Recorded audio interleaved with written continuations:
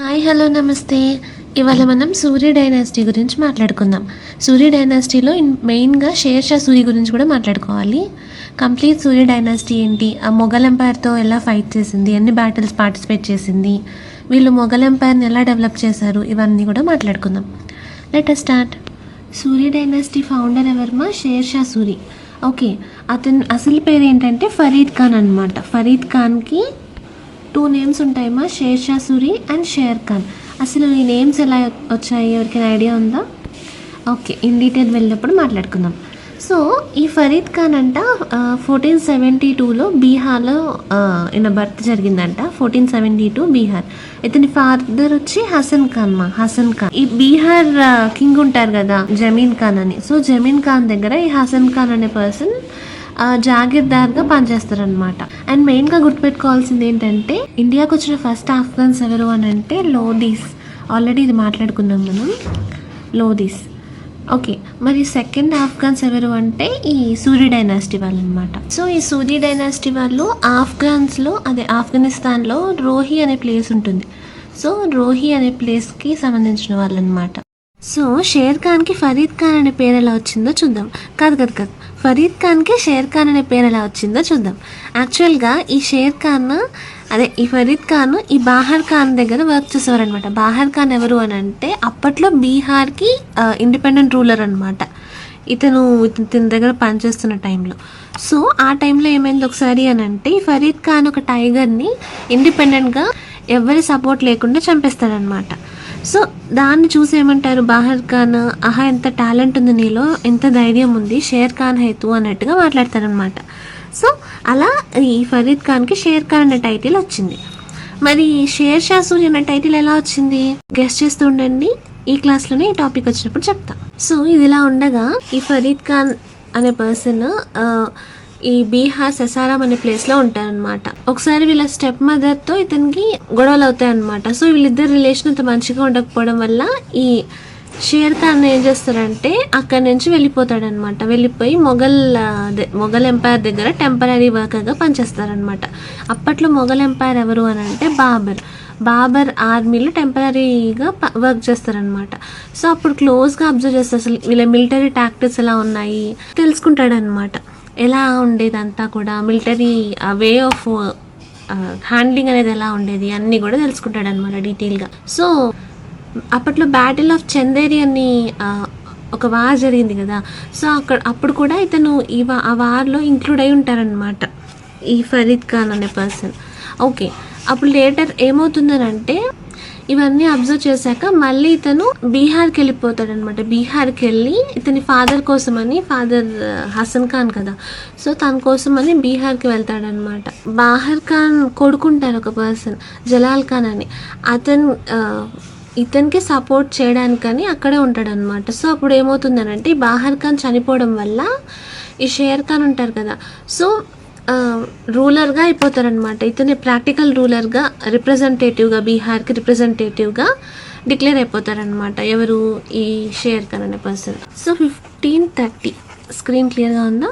1530లో ఏమవుతుంది, బీహార్కి ఈ share Khan independent రూలర్గా అయిపోతారు. Okay, he'll be as independent ruler అనమాట. నేను ఇంతకుముందు చెప్పాను కదా, చందూరి బ్యాటిల్లో కూడా ఇతను పనిచేశారు. ఆ వార్ జరిగేటప్పుడు కూడా ఇతను ఇన్వాల్వ్ అయి ఉన్నారు వార్లో అని. సో దాని తర్వాత ఏంటంటే ఇంకోటి ఉంటుందన్నమాట, చునార్ అనే ప్లేస్ ఉంటుంది. సో ఈ చునార్ అనే ప్లేస్లో ఏమవుతుందంటే, చునార్ రూలర్ ఎవరు?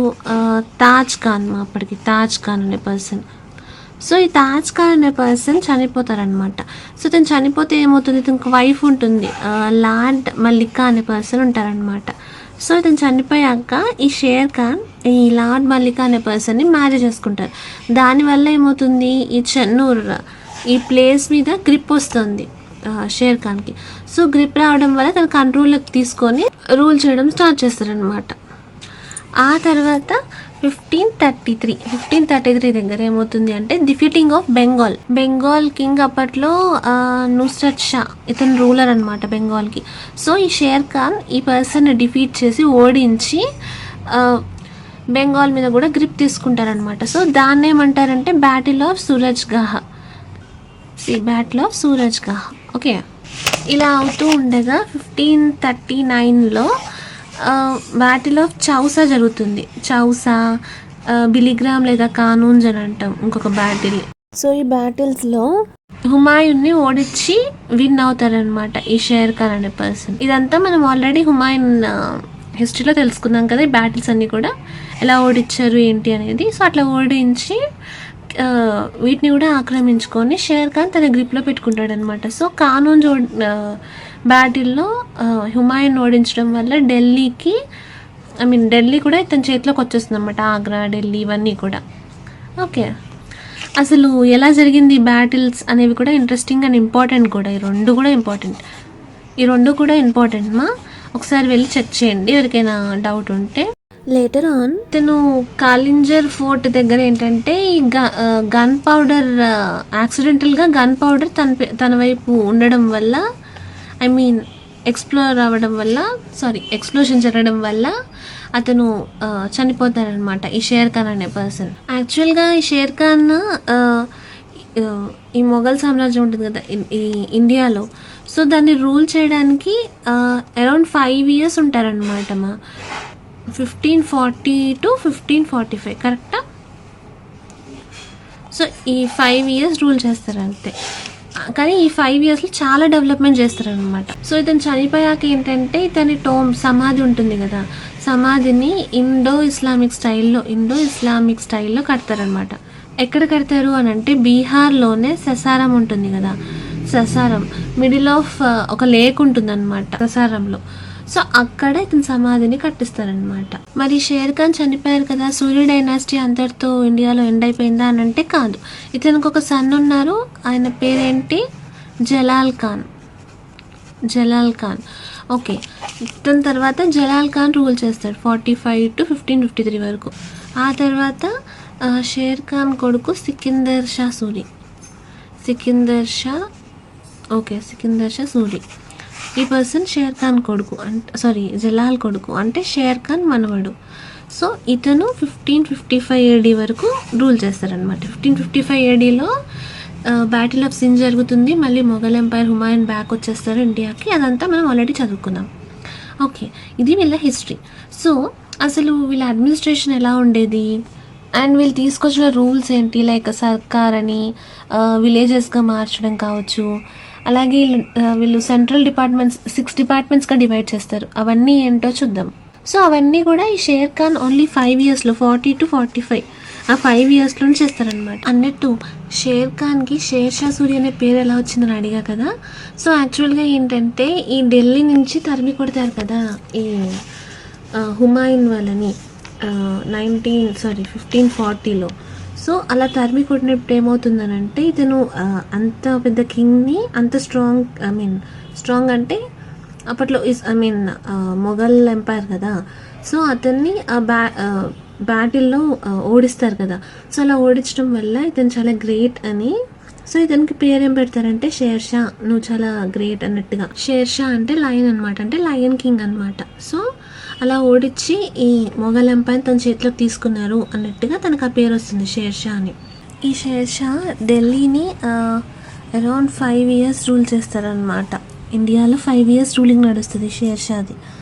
ఓకే, అయినా కూడా ఇతని ఎలా ఉండేదంటే ఇతని స్ట్రాటజీ, ఇతని అడ్మినిస్ట్రేటివ్ ఈ మెషినరీస్ ఉండేవి కదా, ఈ మెషినరీస్ కూడా చాలా పక్కా అండ్ క్వాలిటీతోనే ఉండేవన్నమాట. బ్రిలియంట్ ఐడియాస్ ఉండేవన్నమాట ఇతని. అండ్ ఒక పర్సన్ ఉండేవాళ్ళు, ఇతను అబ్బాస్ ఖాన్. ఇతను ఏంటంటే ఆఫ్ఘనిస్తాన్ వల్ల ఒక టైప్ ఆఫ్ హిస్టోరియన్ అనమాట. Okay, so Abbas Khan. So ఇతను ఏంటి అంటే ఈ షేర్ షా సూరి ఇతని గ్రేట్నెస్ గురించి, ఇతని డెవలప్మెంట్ గురించి పొగుడుతూ ఈ బుక్ రాశారు. తారిక్ ఐ షేర్ షాహీ అనే గ్రంథం బుక్ రాశారనమాట.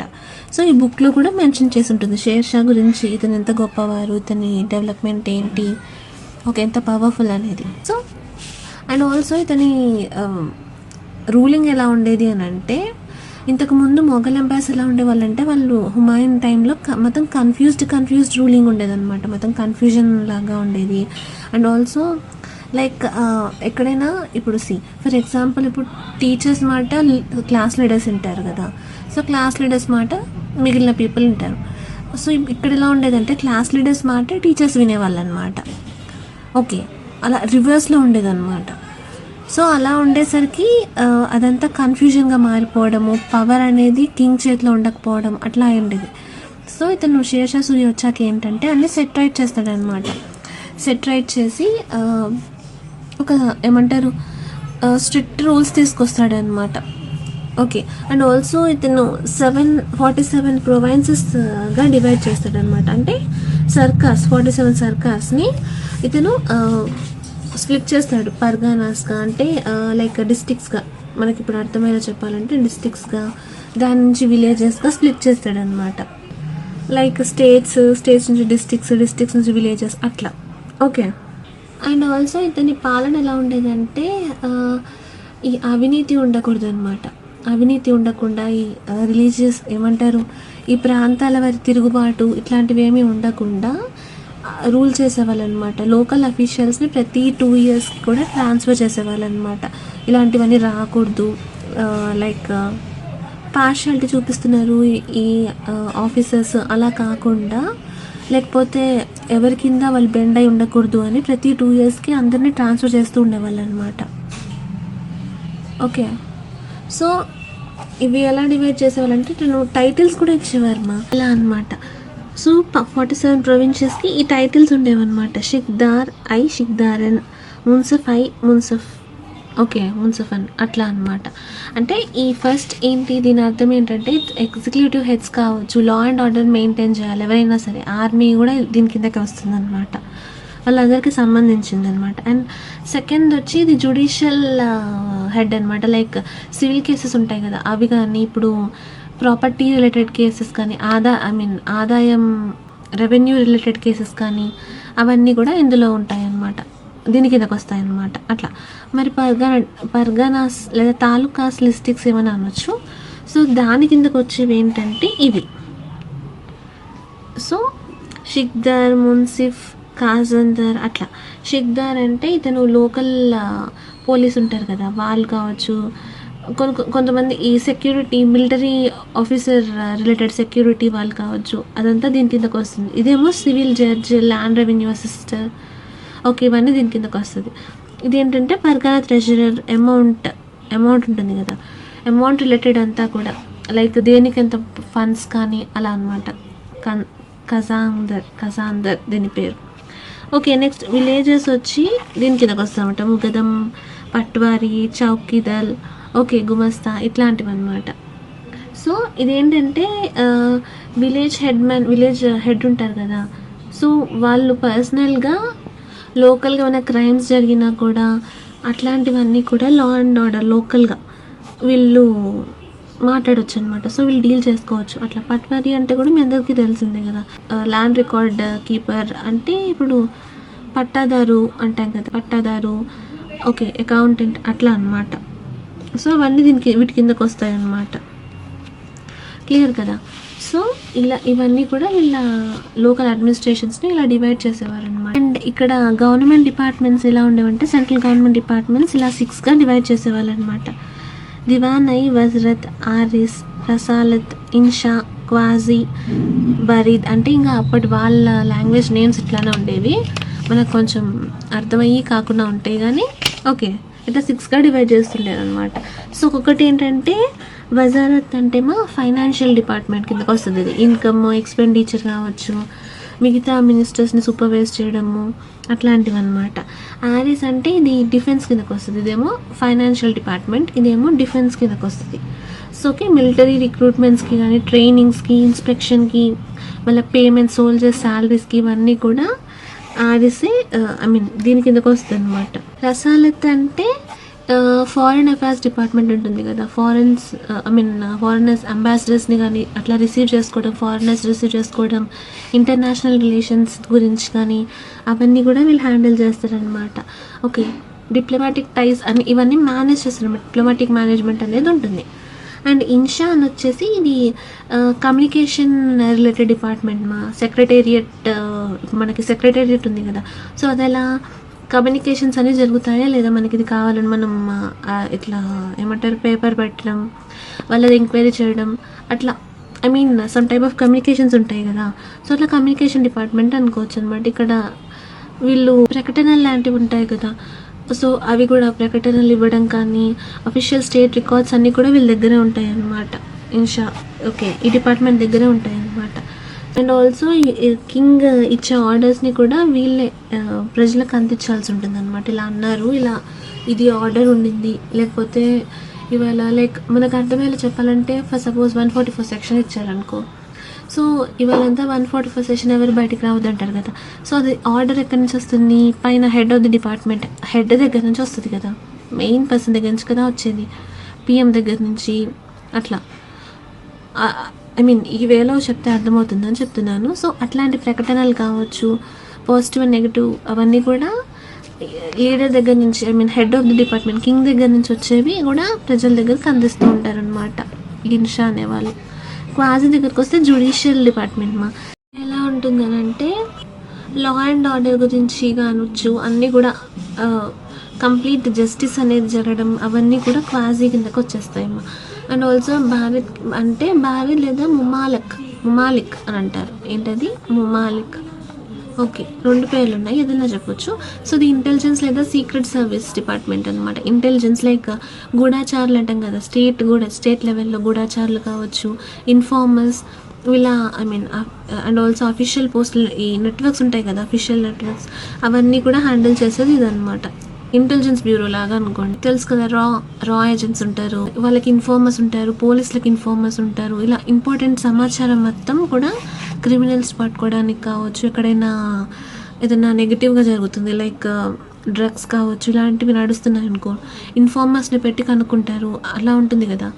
సో అదంతా కూడా దీని కిందకు వస్తుంది అనమాట. సో మొత్తం 6 ఉంటాయి ఈ సెంట్రల్ గవర్నమెంట్ డిపార్ట్మెంట్స్ అనేవి. సో వీటిని అప్పట్లో 6 దివాన్స్ అనేవాళ్ళు.